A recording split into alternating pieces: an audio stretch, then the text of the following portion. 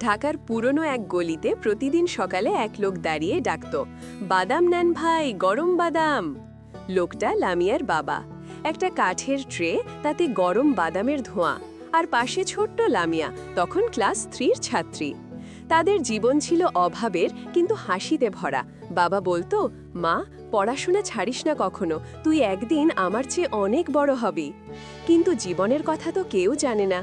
একদিন প্রচণ্ড বৃষ্টির রাতে বাবা ঘরে ফিরল না। পরদিন সকালে খবর এলো, রিকশা থেকে পড়ে মাথায় আঘাত পেয়েছে, আর ফিরবে না। বাবার মৃত্যুর পর ঘরটা যেন নিঃশব্দ হয়ে গেল। মা সারা দিন কাঁদত, আর ছোট্ট লামিয়া তাকিয়ে থাকত বাদামের ট্রের দিকে। সেই দিন থেকে তার শৈশব থেমে যায়। স্কুলে যাওয়া বন্ধ হয়ে গেল। বাবার রেখে যাওয়া ট্রেটাই হলো সংসারের ভরসা। মা বললেন, তুই পারবি তো? লামিয়া চুপচাপ মাথা নাড়ল। সেই দিনই সে প্রথমবার ট্রে হাতে রাস্তায় বেরোল।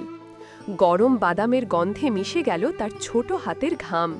বৃষ্টির দিনে মানুষ ছাতা ধরে হেঁটে যায়, আর লামিয়া দাঁড়িয়ে ডাকে, গরম বাদাম নেন ভাইয়া। সময় বয়ে যায়। মা দিন দিন অসুস্থ হয়ে পড়তে থাকেন। শ্বাস নিতে কষ্ট হয়, মাঝে মাঝে রাত্রে জ্ঞান হারান। ডাক্তার বলল, ফুসফুসে ইনফেকশন, নিয়মিত ওষুধ লাগবে। ওষুধের দাম শুনে লামিয়া বোবা হয়ে গেল। বিকেলে বাদাম বিক্রি করে যা পায় তা দিয়ে ভাত আর ভাড়া মেলানোই কষ্টকর। তবুও সে হাল ছাড়ল না। রাতের বেলা ঘরের কোণে মোমবাতির আলোয় বই খুলে বসে। ভেবেছিল স্কুলে ফিরে যাবে, কিন্তু সময়ই তা দেয় না।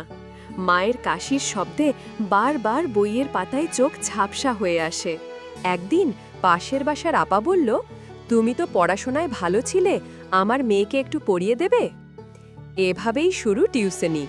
প্রথমে 1 ছাত্র, তারপর 3 জন, তারপর 5 জন। দিনে বাদাম বিক্রি, রাতে টিউশনি। লামিয়ার সময় যেন ঘড়ির কাঁটার চেয়েও দ্রুত চলে। টিউশনির টাকায় মায়ের ওষুধ কেনে, আবার রাতে তাকে খাইয়ে ঘুম পাড়ায়। মায়ের মুখে হাসি ফুটলে লামিয়ার মনে হয়, আমি জিতছি।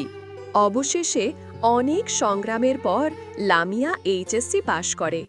ফল ভালো হওয়ায় ভর্তি হয় বিশ্ববিদ্যালয়ের অর্থনীতি বিভাগে।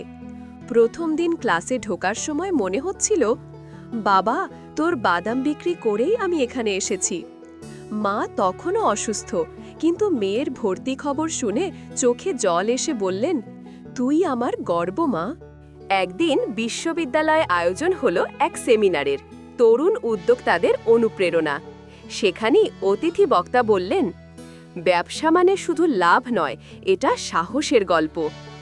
এই কথাগুলো যেন আগুন ধরিয়ে দিল লামিয়ার ভেতরে।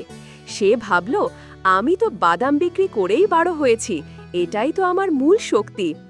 বন্ধুদের নিয়ে আলোচনা করল, আমরা কি পারি না ছোট করে বাদাম ব্র্যান্ড বানাতে?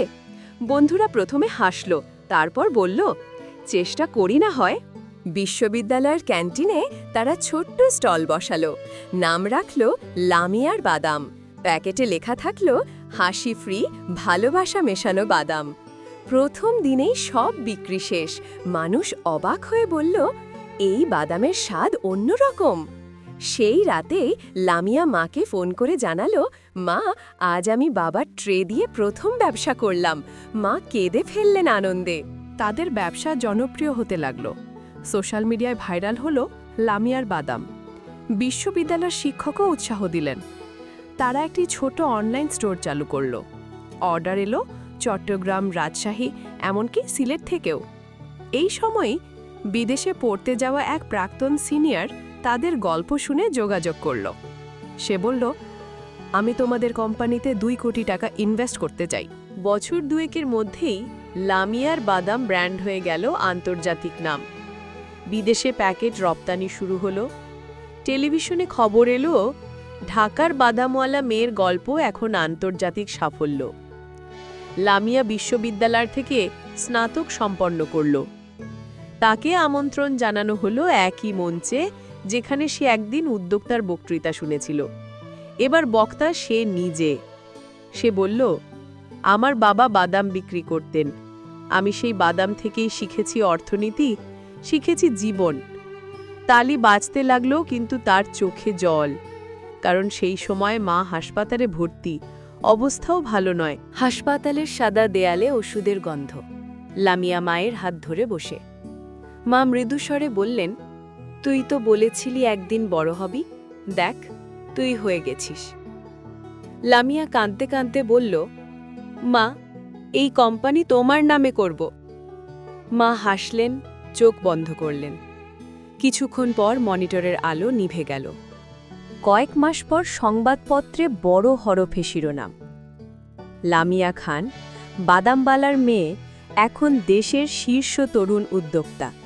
সে নিজের কোম্পানির নাম রাখে মায়ের বাদাম লিমিটেড এবং প্রতিটি প্যাকেটের কোণে ছোট করে লেখে, dedicated to my parents who taught me the real economy of love.